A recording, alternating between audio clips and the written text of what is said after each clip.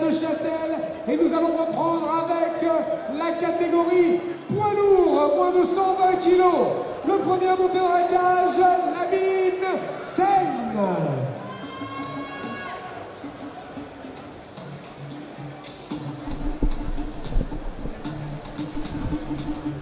Et on reprend et avec nous et il nous a rejoint. Tone Nacro nous a rejoint. Il a fait un petit break pour le fight précédent qui s'est terminé sur un chaos spectaculaire. C'était riche en émotions. Incroyable. Spinning back fist KO après ce high kick là. Magnifique. Mais heureusement que tu étais dans son coin, parce que je pense pas que tu aurais été impartial. En plus, toi, t'es français, donc du coup, tu connais pas trop ça. Non, mais là, fallait que je sois dans son coin. Et au final, j'ai servi à rien dans son coin. Hein. Il a fait le taf tout seul. Intéressant l'entrée de Emmanuel Digné. Tout à l'heure, on parlait des entrées. Oui. On peut voir que il tient son entrée. Ah là, il tient son entrée et il fait le spectacle avec sa musique. Et c'est ce qu'on aime au final. On aime voir ça, les personnes qui kiffent leur entrée, qui font du spectacle avec. C'est toujours plus intéressant à voir, ça c'est sûr. Moi j'aime en tout cas. Perso, j'aime aussi parce que je fais pareil quand je rentre. Ah ouais? Ouais, moi je rentre, je danse, c'est mon moment, je suis dans ma bulle et ouais, on peut dire dans un état de transe un peu. Ouais, bah c'est un peu ça. Hein. Mais quand la musique se coupe, c'est terminé, on passe dans un autre état. en mode killer. En mode killer, voilà. On vient pour en découdre après. Donc, sur cette dernière partie de l'événement, nous aurons 4 combattants de la Fight Move Academy. Effectivement. On peut dire que la tension est à son comble. Parce que le public là va être va être chaud. Il y en a plein qui vont être derrière Fight Move. Et on remarquera que la musique d'Emmanuel, qui était très forte au début, tout d'un coup est devenue plus tranquille, un peu comme si il savait que le début de son entrée, il fallait qu'il kiffe, qu'il soit activé. Mais attention, là ça le relance. T'as rien dit. Ça repart. Mais t'as vu que ça joue sur son mood, hein. Oui, parce que là on le voit que. Et justement, j'allais dire, ça l'a calmé.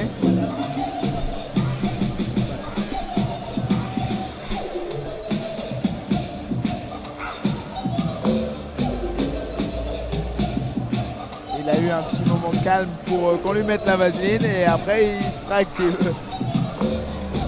Son adversaire pour cet affrontement, Danil Kachoukaev. Le combattant de la Fight Move Academy, Danil Kachoukaev. 5 combats, 3 victoires, 2 défaites. Emmanuel Digné qui lui a un record quasiment similaire. Il a juste, pas juste, c'est réducteur de dire juste, mais il a une victoire de plus. Voilà. Parce que quand on connaît le travail que ça demande pour un combat, on peut pas dire juste. On peut pas dire juste un combat. Non, parce que c'est beaucoup. Pour certains, des fois c'est un combat de toute une vie. Ça peut être un combat pour le titre, ça peut être un combat personnel aussi. Il y a des gens qui viennent avec des. Dans tous les cas, pour la plupart du temps, je peux pas dire dans tous les cas, mais plusieurs mois d'entraînement. Parce qu'il existe aussi les combats en short notice, dont j'en ai plusieurs. Ouais, ça s'appelle une mauvaise gestion de carrière aussi. Ça.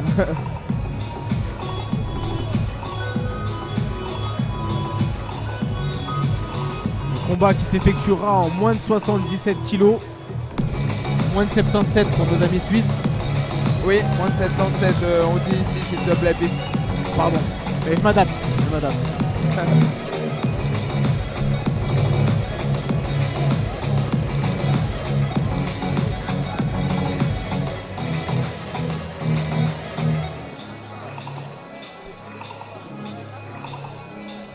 On voit un Danil Kachoukaev avec sa musique traditionnelle tchétchène remixée un petit peu. Les deux sont entrés sur des musiques sans paroles. Ouais, c'est vrai. C'est plutôt pas mal ça. Des mélodies. Des mélodies, ouais. Les instruments. On va pas se renchérir. Combat dans la catégorie. On s'arrête là. Ok. Ok. 77 kilos dans le coin bleu. Combattant français qui vient de la team Street Fight Academy et JK Arena.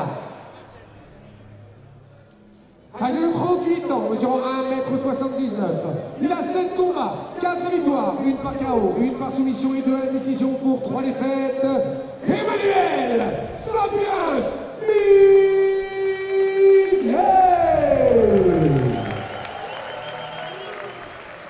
Son adversaire dans le coin rouge, il nous vient de la team Fight Move Academy, 31 ans, 1m84, 5 combats, 3 victoires, 3 à la décision pour 2 défaites. Danil Kachoukaev. 3 reprises de 5 minutes à arbitre de ce combat, M. Mohamed El Fadili.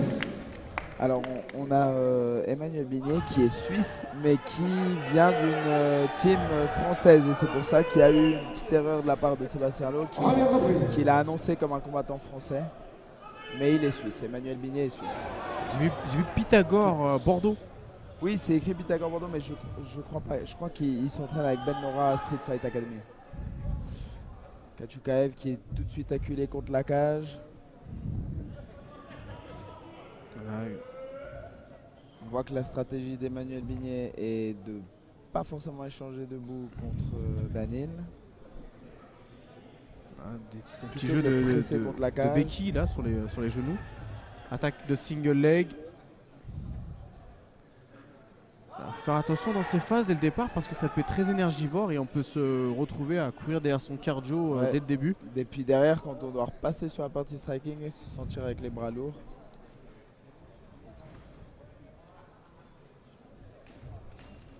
Oui, magnifique emmené au sol de Danil qui nous vient du judo à la base. Attention de ne pas trop se précipiter non plus parce qu'il pouvait sécuriser sur le dos mais il a laissé trop d'espace derrière, ce qui a permis à Emmanuel de se relever, qui a d'ailleurs très bien réagi en n'acceptant pas la position et en réagissant rapidement. En attendant, Danil a quand même réussi à inverser la position. Il doit maintenant travailler depuis là. C'est lui qui se retrouve en position plus avantageuse. Oui, très belle tentative d'amener au sol. Contré de la part de Danil. Au final, ça annule totalement l'amener au sol et ça inverse la position contre la cage. Voilà, on parlait de dimension tout à l'heure et là on se retrouve vraiment dans une seule pour l'instant, c'est le jeu contre la cage. Le clinch contre la cage et la lutte exactement. Et qui est un jeu totalement différent parce qu'on a cet élément, la cage, où il faut savoir l'utiliser à son avantage. Exactement. Parce qu'elle peut aussi porter préjudice, c'est-à-dire que ça peut nous empêcher certains mouvements, nous bloquer. Exactement. Ou à contrario nous aider. Vous aider à nous relever par exemple ou être très beau coup de pied retourné, bien bloqué, Danil bien avec un changement de niveau. Ah, le middle qui est passé au foie, mais Emmanuel n'a pas bronché. Emmanuel le sait que Danil a des bons coups de pied parce que dès le début il a cherché à les saisir. Belle amenée au sol, mais derrière il y a une erreur de trajectoire et Danil a su anticiper cette rotation. Danil a les hanches très mobiles, il a tendance à... Ça vient du judo en fait.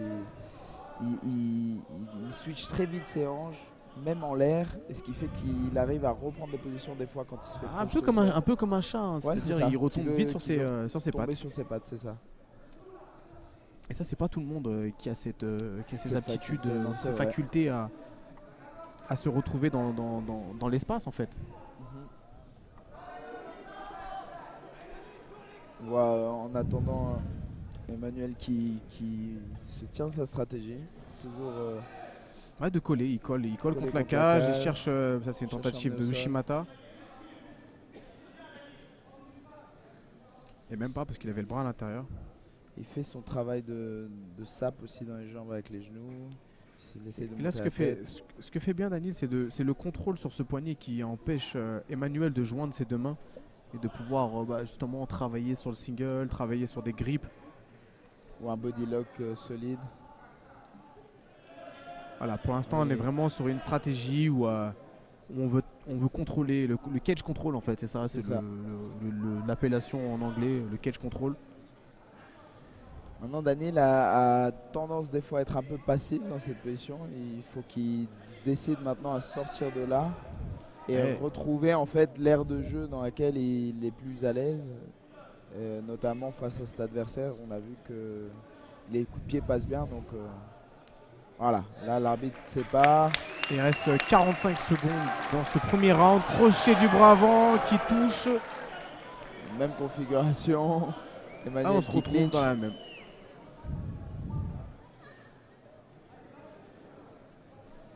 Allez. Si on fait le calcul, Emmanuel a plus de temps de contrôle sur la cage, au niveau de la cage. Après, est-ce qu'il a réellement fait des dégâts significatifs? Non, je pense pas que je sais pas si c'est suffisant pour remporter ce premier round. Ouais, je pense pas non plus.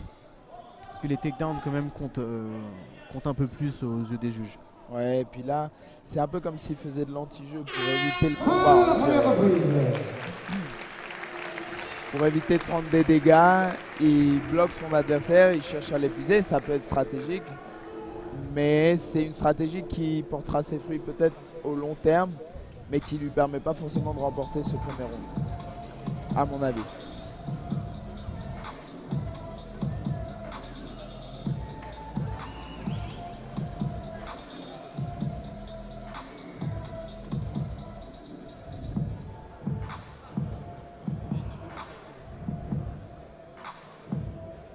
Daniel, hein, on peut le voir là à l'image. Déterminé, Voilà, très concentré en tout cas. le regard rivé sur son adversaire. Il visualise. Emmanuel plus actuellement dans la récupération, dans l'écoute. Oui. Coach Sonia, revenez à la cage s'il vous plaît.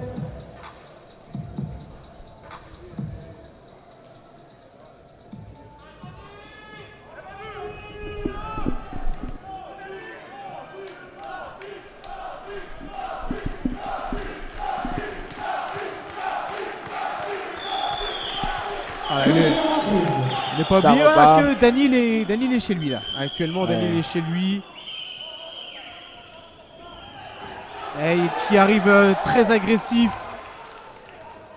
Et Emmanuel qui, attention à pas maintenir la cage. Ouais, belle amenée au sol d'Emmanuel qui cette fois-ci Prend la montée directement. l'a montée directement. Très bien joué de la part d'Emmanuel. Voilà, Maintenant, c'est c'est à bien ce que Daniel fait de Daniel. Là, pour l'instant, il travailler. empêche Emmanuel de sortir son bras.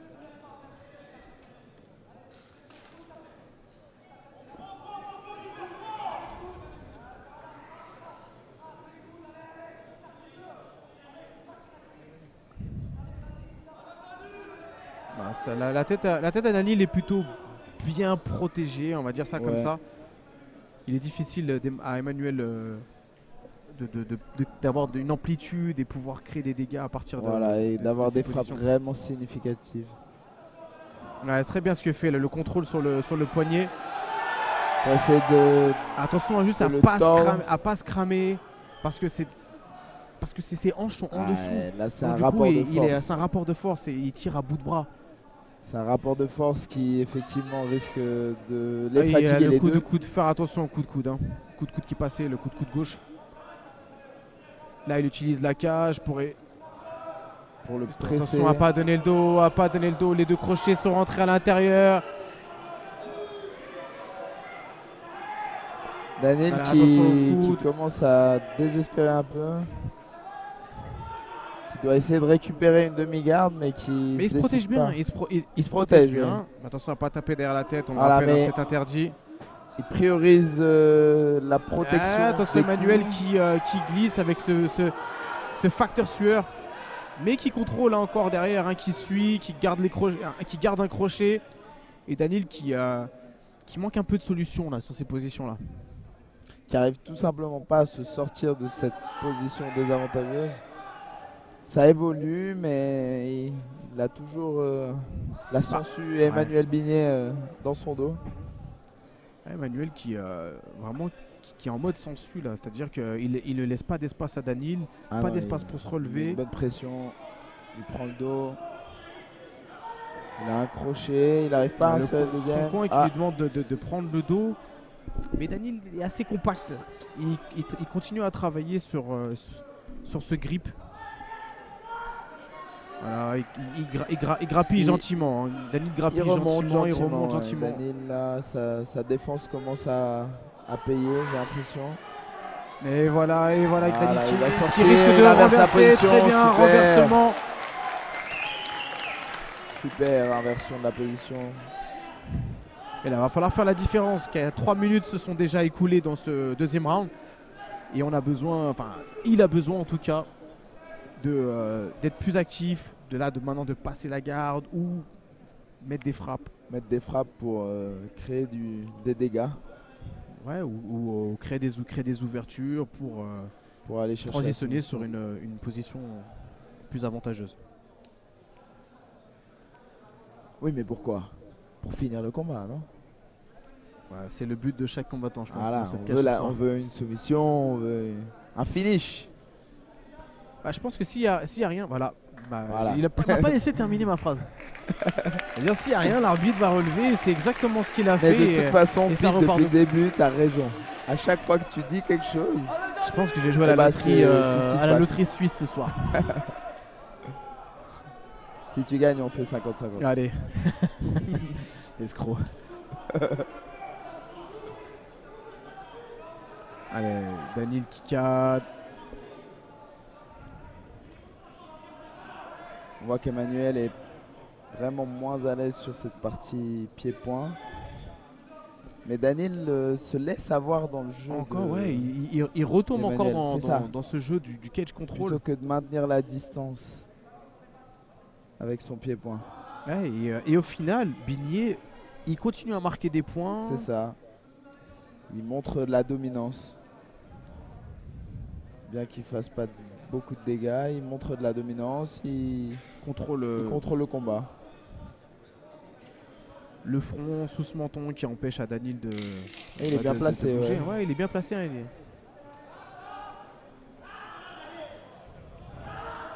Hein, Deuxième fois que Daniil l'emmène au sol avec cette.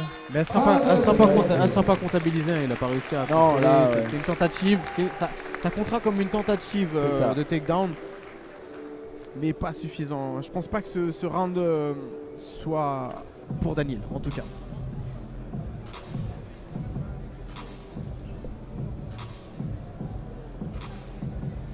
Il reste plus qu'à voir au troisième round, du coup, j'espère voir un finish. La meilleure solution, comme on le dit depuis le début, hein, c'est de ne pas laisser la décision au juge. Exactement. Et là, le troisième round sera vraiment décisif parce que pour moi, là, je partirais sur un 1-1. Premier round pour Daniil, deuxième pour Emmanuel. Et vu que ça devient un combat dur à scorer, et il faut un finish au troisième. Allez, partons sur ça. Dis-le Pete, il y a un finish au troisième. Comme ça, peut-être. Il va y avoir un finish au troisième. Voilà. Je suis influençable. Hein. Petit peu.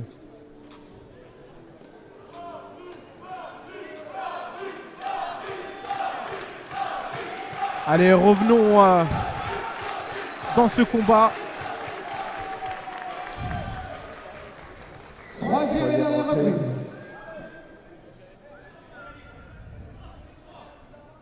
Allez, Daniil doit maintenir la distance.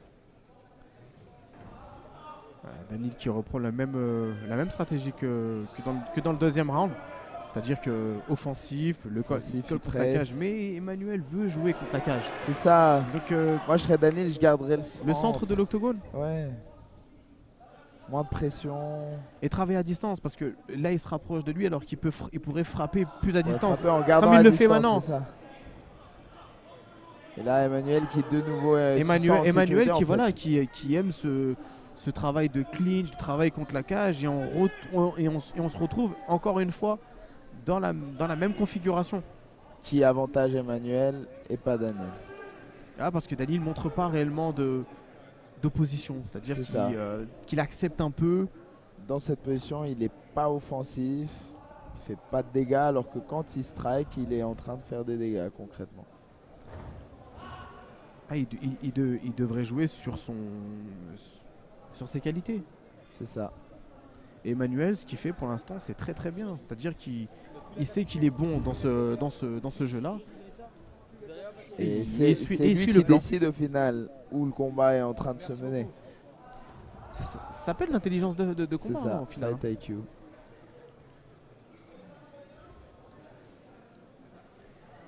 C'est pour l'instant pas le plus beau à voir parce qu'il n'y a pas grand chose. Un bon genou qui vient de passer à l'estomac là d'Emmanuel. Emmanuel qui essaye de crocheter la jambe pour l'emmener au sol. Daniel qui a une bonne base, hein. Franchement il tombe pas facilement. Non, après en plus il est assez longiligne, donc dès qu'il écarte les jambes, c'est un peu facile de joindre les mains derrière. Bien long. Et son overhook qu'il met à chaque fois. Il est très bien placé, il est fort. Allez, pas assez d'action pour l'arbitre. Attention à ces petits crochets qui viennent un peu de n'importe où, parce que Bigny n'a pas une boxe très orthodoxe, hein. C'est des trajectoires qui peuvent venir d'un peu partout, un peu aléatoires. C'est ça, et tout d'un coup il va envoyer une droite. Et on l'a vu tout à l'heure sur le fight de Vini. Vini le Corse. C'est vrai. Des fois quand la boxe est pas orthodoxe justement c'est là que ça surprend le plus. Car c'est imprévisible au final. C'est ça.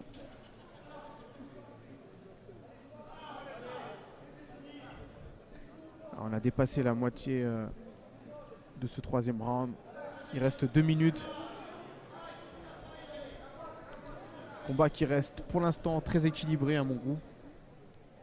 Même si très ça part serré. Légèrement un avantage d'Emmanuel. Donc à un moment donné, il va falloir d'une part ou d'une autre créer l'écart. Faire vraiment la différence et montrer qu'on veut se gagner ce combat.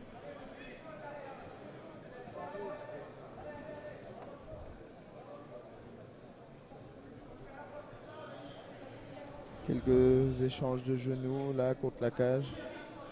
Inversion de position. Genou qui passe. Tentative de double leg. Bien défendu par Daniel qui rentre la main droite à l'intérieur et qui écarte bien sa base. Mais c'est à ce moment-là que Daniel qui doit réagir. C'est à ce moment-là qu'il doit switcher les jambes. Il doit inverser.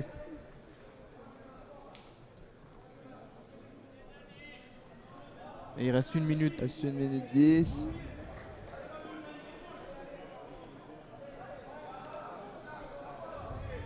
Bon genou qui passe.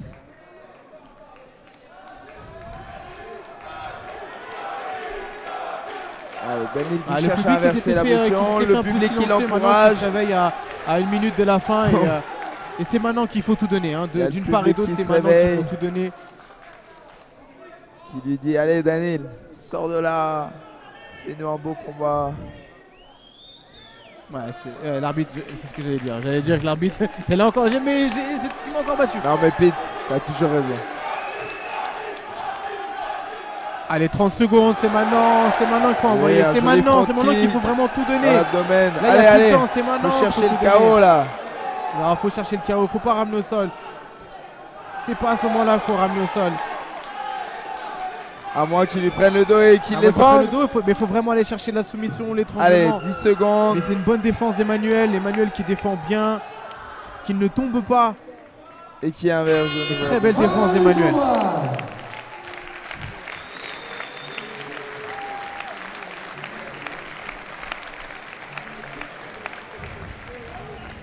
Bon, on a vu vraiment les combats, les styles dans ce combat en fait. Celui qui. Il y en a un qui avait un game plan, un autre qui n'en avait pas. Pour moi. Ouais.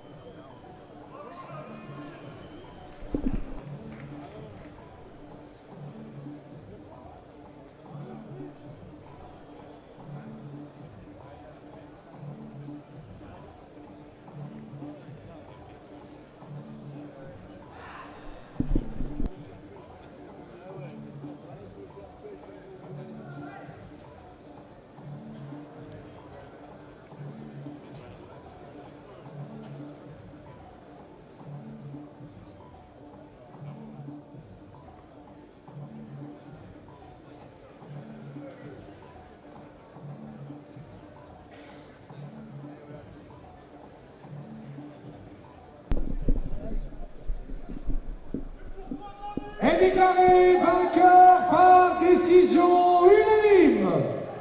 Le coin bleu, Emmanuel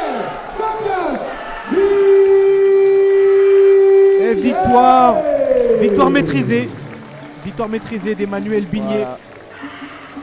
Qui a Comme tu dis, su maîtrisé. aller justement Ouais, il dans a le su sens de installer son son game-plan. jeu en fait. Il a installé son jeu, c'est lui qui a décidé où le combat allait se passer. C'est lui qui menait la danse malgré qu'il n'infligeait pas beaucoup de dégâts, mais au final, c'est lui qui imposait son jeu, tout simplement.